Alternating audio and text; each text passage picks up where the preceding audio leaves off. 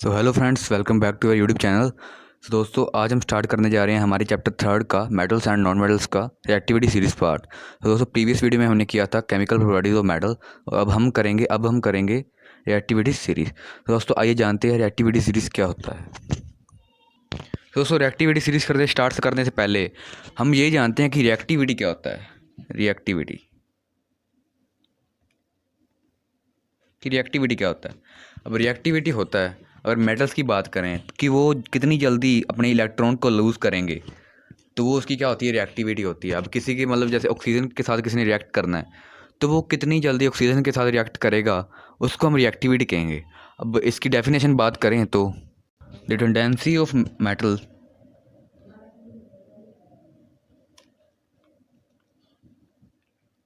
To lose our electron fastly and slowly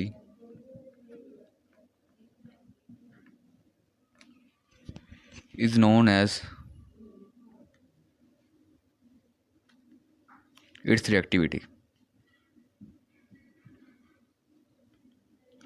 कि metal की tendency कि वो कितनी जल्दी अपना इलेक्ट्रॉन लूज़ करे और कितनी लेट अपना इलेक्ट्रॉन लूज़ करे, उसे क्या कहते हैं, रिएक्टिविटी कहते हैं। अब अगर रिएक्टिविटी सीरीज़ की बात करें तो उसकी डेफिनेशन है the series obtained by placing the metal in order of their decreasing reactivity, it is known as reactivity series और electrochemical series। कि जो सीरीज़ हमें ऑब्टेन होती है किससे, मेटल को प्लेस करने पे उनकी रिएक्टिविटी की डिक्रीजिंग होने पे, उसे क्या कहते हैं, रिएक्टिविटी सीरीज होते हैं। आइए देखते हैं अभी कौन सी रिएक्टिविटी सीरीज़ हमारी। अब ये दो रिएक्टिविटी सीरीज़ हैं, आइए देखते हैं ये कौन सी है। दो रिएक्टिविटी सीरीज़ हैं दोस्तों, एक तो फुली डिटेल में है, अगर आपने हाई लेवल की करनी, जैसे कालू, मैं इसकी भी ट्रिक बताता हूँ। केदारनाथ ब्राह्मण का मामा आलू जरा फीके नीरस पकाता है। आगे ये आपको चार याद करने पड़ेंगे, बाकी इतनी मैंने आपको ट्रिक बता दी। के मिने पोटेशियम, एन मिने सोडियम, ये दोस्तों सबसे ज़्यादा रिएक्टिव मेटल हैं, दोनों सबसे ज़्यादा रिएक्टिव, ये अपने याद रखना है। The highest reactive metal in the reactivity series is potassium and sodium. अगर इन दोनों में पूछ ले तो पोटेशियम सबसे ज़्यादा रिएक्टिव है। अब देखते हैं, ये आगे देखेंगे हम इन दोनों में कैसे ज़्यादा रिएक्टिव पोटेशियम है। अब आगे बात करें तो है Ba है बैरियम, Ca है calcium, Mg magnesium, Al aluminium, Zn zinc, Fe ferrous mean iron, Ni निकल,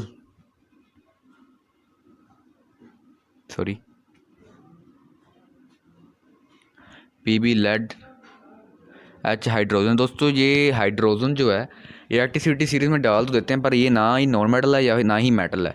बाकी हमने ये भी याद करना है, H है हाइड्रोजन। अब आगे देखें तो आगे क्या है, copper, Cu copper, Ag silver और Au gold and Pt platinum. अब ये तो थी दोस्तों हाई लेवल की रिएक्टिविटी सीरीज। अब दूसरी देखते हैं जो हमारी 10th क्लास की एनसीईआरटी की बुक में दे रखी है, वो कौन सी है। इन्होंने थोड़ी शॉर्ट में ये दे रखी है एक्टिविटी सीरीज़। अब इसकी भी हमारे पास ट्रिक है एक, वो ट्रिक क्या है, कालू नाम का माली आलू जरा फीके पकाता है। अब ये चार तो आपको याद करने ही पड़ेंगे क्योंकि इसकी आगे कोई ट्रिक नहीं बनी है। तो अब ये अपने इतने याद रखने हैं, कालू नाम का माली आलू जरा फीके पकाता है। अब वही है, K potassium, Na sodium, Ca calcium, Mg magnesium, Al aluminium, Zn zinc, Fe ferrous, Pb lead और H हाइड्रोजन। अब ये सारी रिएक्टिविटी सीरीज़ है। अब दोस्तों मैं आपको बताता हूँ कि ये रिएक्टिविटी सीरीज़ कैसे पढ़ी। अब इन दोनों का देखें दोस्तों, ये क्या है, पोटेशियम और सोडियम, इन दोनों पे जो चार्ज होता है वो क्या होता है, 1 पॉजिटिव, दोनों पे 1 तो पॉजिटिव होता है दोनों पे। अब देखें तो ये क्वेश्चन ये बनता है कि इन दोनों पे ऊपर चार्ज तो सेम है, पर पोटेशियम फिर भी इससे ज़्यादा रिएक्टिव क्यों है। अब इसमें देखें तो क्या होता है, तो दोस्तों ये हम देखते हैं शेल के हिसाब से। अब देखते हैं पोटेशियम का जो एटॉमिक नंबर है वो है 19। अब इसकी इलेक्ट्रॉनिक कॉन्फ़िगरेशन करें तो क्या बनेगा, 2 8 2881। अब ये 1 आ गया और ये कौन सी शेल है, के, ये LMN, ये कितनी शेल में आ रहा है, 1 2 3 4 शेल में आ रहा है इसका। अब सोडियम का एटॉमिक नंबर होता है 11। अब इसकी इलेक्ट्रॉनिक कॉन्फ़िगरेशन कैसे बनेगी, 281। अब दोस्तों अगर देखें तो क्या होता है, अगर इसकी शेल बनाएं, हम पोटेशियम की शेल बनाएं, अब इसमें फर्स्ट शेल में कितने आएंगे, 2, सेकंड में 8, 1 2 3 4 5 6 7 8। अब इसमें भी 8, 1 2 3 4 5 6 7 8। अब इसमें 1। अब दोस्तों अब इसका जो डिस्टेंस है यहाँ से दूर है। अब जो क्या होता है कि जो हम इसके अंदर इलेक्ट्रोस्टैटिक फोर्स होता है वो इसको यहाँ तक बहुत कम लगेगा, इसलिए ये जल्दी लूज़ करने में इसको आसानी होएगी, इसलिए बहुत जल्दी ये लूज़ हो जाएगा। अब बात करें सोडियम की, तो सोडियम की शेल बनाएं तो क्या बनेगा, 1 2 एंड 3, थर्ड शेल बनेगी। अब इसमें 1 2 1 2 3 4 5 6 7 8 और इसमें 1। अब इसका जो इलेक्ट्रोस्टैटिक फोर्स होगा ये पास में है वो थोड़ा ज़्यादा होएगा, इसलिए इसको जो इलेक्ट्रॉन लूज़ करने में आसानी होती है। अब जो इसकी देखें तो क्या होता है, इसको परेशानी होएगी, इसको परेशानी होएगी दूर करने के लिए, इसलिए थोड़ा मोटा फ़र्क होता है, बाकी ज़्यादा फ़र्क नहीं होता कि पोटेशियम और सोडियम में। बाकी जो पोटेशियम है वो ज़्यादा रिएक्टिव होता है, वो हम शेल से देखते हैं। अब एक बार दोबारा रिपीट करते हैं। अब इसका जो इसको लूज़ करने की जो टेंडेंसी होगी वो जल्दी होएगी, क्योंकि ये इससे दूर बहुत ज़्यादा है और इलेक्ट्रोस्टैटिक फोर्स इसमें कम लगेगा ये वाला इलेक्ट्रॉन पे। अब जो इसका देखें तो थोड़ा सा इससे कंपेयर से इससे थोड़ा ज़्यादा लगेगा, इसका जो इलेक्ट्रोस्टैटिक फोर्स है वो ज़्यादा लगेगा। तो इसलिए जो पोटेशियम है वो इससे ज़्यादा रिएक्टिव है, हालांकि इसका चार्ज सेम है तो इसलिए ये ज़्यादा रिएक्टिव है, ये अपने याद रखना है। हाई रिएक्टिव मेटल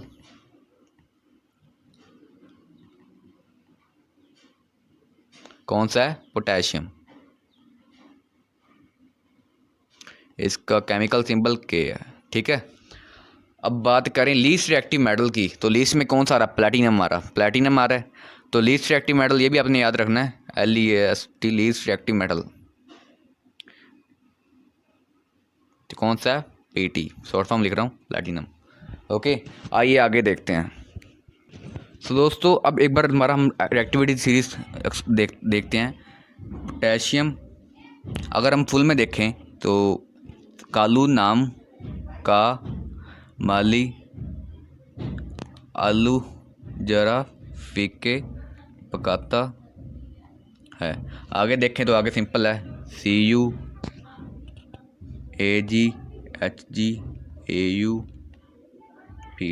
ठीक है, ये आपने याद करनी है।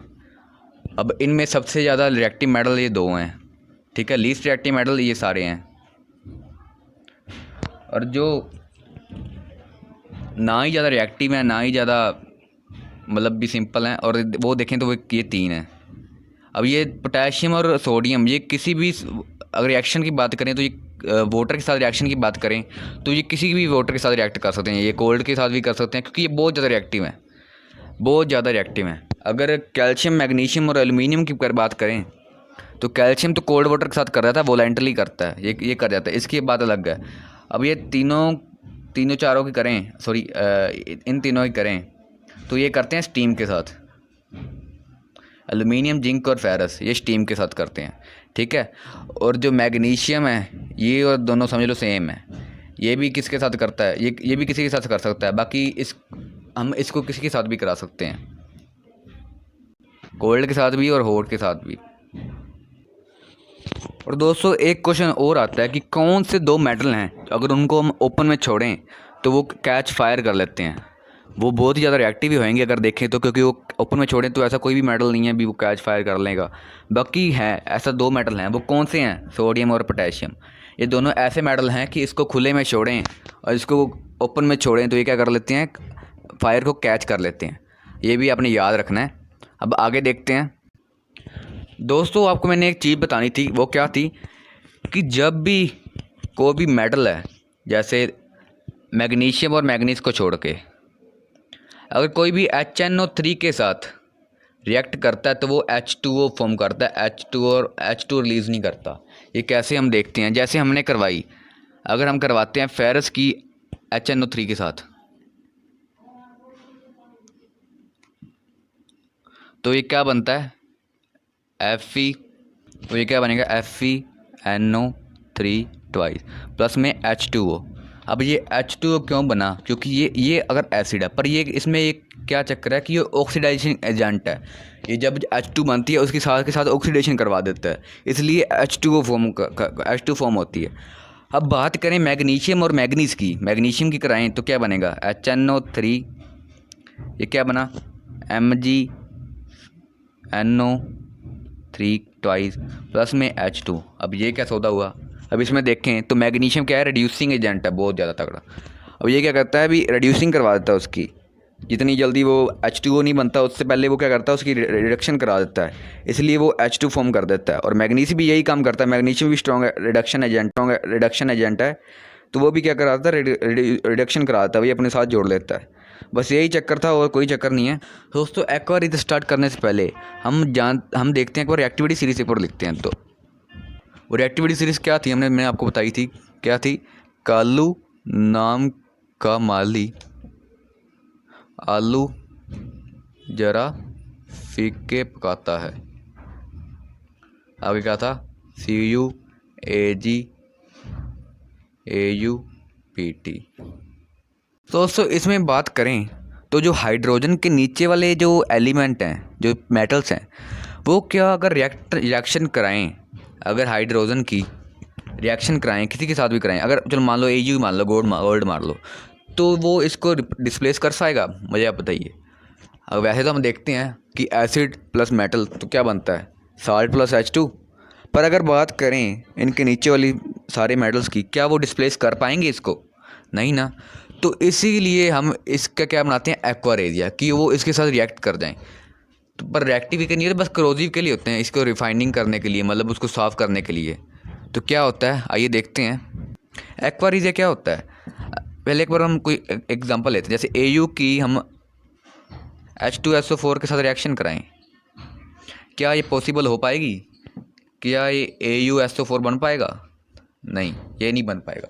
क्यों नहीं बन पाएगा, क्योंकि ये इससे अगर एक्टिविटी सीरीज में देखो, अब AU इससे नीचे है, अब इसकी एक्टिविटी सीरीज डिक्रीज़ हो रही है, मतलब कम है इससे, इसलिए ये इसको डिस्प्लेस नहीं कर पाएगा, इसलिए ये साल्ट कभी बन ही नहीं सकता। अगर आपको कोई आ जाए, अगर एसिड वाली कोई इक्वेशन आ जाए, जैसे कोई भी आ जाए, जैसे H2SO4 आ जाए, HCl आ जाए, HNO3 आ जाए, कोई भी एसिड आ जाए जैसे, तो उसके जो नीचे उसके आगे अगर ये 4 मेटल्स दे दें, ये 4 मेटल दे दें, तो वो रिएक्शन पॉसिबल नहीं हो सकती।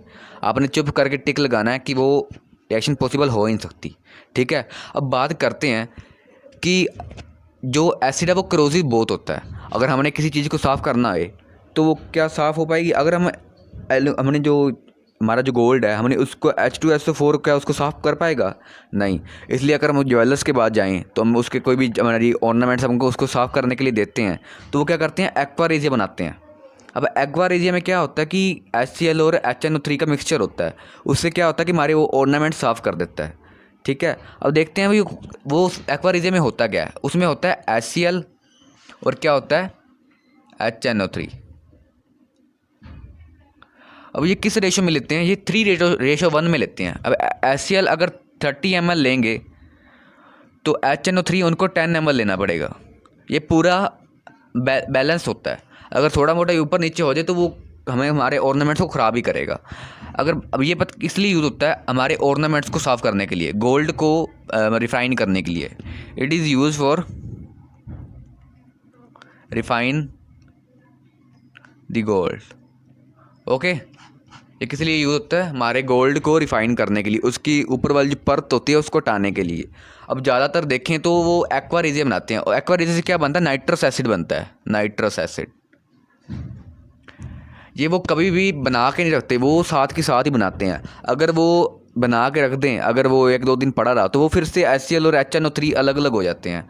अब ये तभी बनाया जाता है जब वो किसी भी चीज़ को रिफ़ाइन करना होता है, ये तभी मतलब यूज़ होता है। अगर हम इसको 1-2 दिन पहले बना के रख दें, अगर हम सोचें भी चलो पड़ा रहेगा, हमें क्या मेहनत करनी पड़ेगी, पर वो क्या करेगा, बाद में काम नहीं करेगा।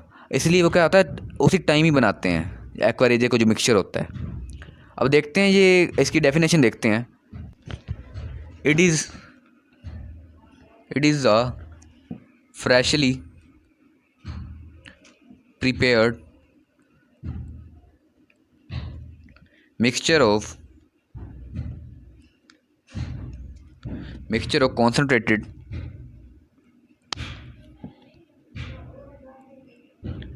हाइड्रोक्लोरिक एसिड HCl लिख देता हूँ शॉर्ट फॉर्म में, and concentrated nitric acid HNO3। ठीक है, it is a concentrated HCl and concentrated nitric acid HNO3 in the ratio of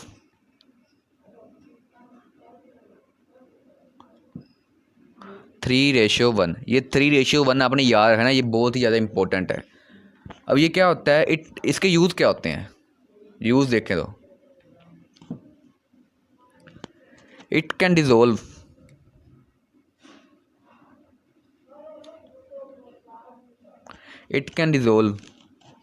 gold even though neither of these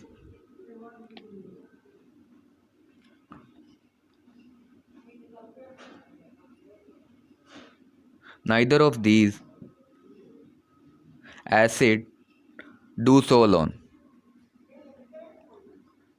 अब ये क्या होता है, it is dissolve gold even though neither of acid do alone. अब ये क्या करता है, अभी ये गोल्ड को डिजोल्व कर देता है। जो ये केले दोनों का, चाहे आप HNO3 ले लो चाहे HCl ले लो, ये दोनों नहीं कर सकते। ठीक है, अब आगे देखते हैं। Aqua regia is highly corrosive fuming fluid. Aqua regia is highly corrosive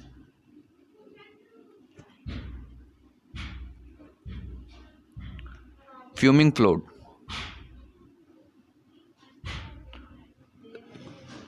ये क्या करता है, हाईली क्रोजिव होता है। अगर हम बात करें ज्वेलर के पास, तो उसको वो अंदर डालते ही वो क्या होता है कि जो हमारा जो गोल्ड होता है वो क्या होता है, पूरा लस्टरस हो जाता है, वो चमकने लगता है। ये बहुत ही ज़्यादा क्रोजिव होता है। अब बात करें, ये ना तो केला HCl केला कर सकता है, ना ही केला नाइट्रिक एसिड कर सकता है। ये जब दोनों मिलते हैं तब ये दोनों क्रोजी बनते हैं। ये केला कुछ भी नहीं कर सकता। अब देखें तो अगर आपका कोई आ जाए, अगर आपके MCQ टाइम में भी एक्वा रेजी का केमिकल नेम क्या है, तो आप लिखोगे नाइट्रस एसिड। और ये क्या करता है भी, वो फ्रेशली प्रिपेयर्ड होता है, ये उसी टाइम बनता है जब हमने उसको यूज़ करना होता है। ठीक है, अब बात करें गोल्ड की, तो गोल्ड वैसे तो हम उसको साफ़ नहीं कर सकते।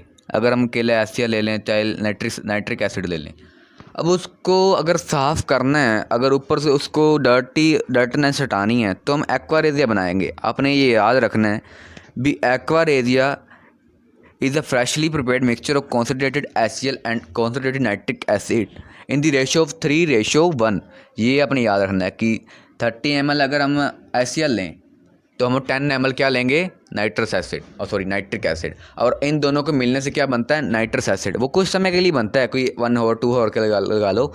मतलब अब हम उसको 2-3 दिन बना के रख नहीं सकते। अगर हम उसको ऐसे रखेंगे तो फिर से अलग अलग हो जाता है, HCl अलग हो जाता है, HNO3 अलग हो जाता है, फिर वो क्रोजिव नहीं होता, फिर वो हमारे गोल्ड को साफ़ नहीं कर सकता।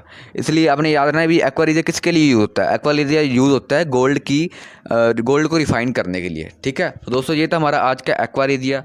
तो होप करते हैं आपको ये वीडियो अच्छी लगी होगी। सो लाइक कर देना और सब्सक्राइब बटन को क्लिक कर देना। So thanks, bye bye, take care, stay tuned.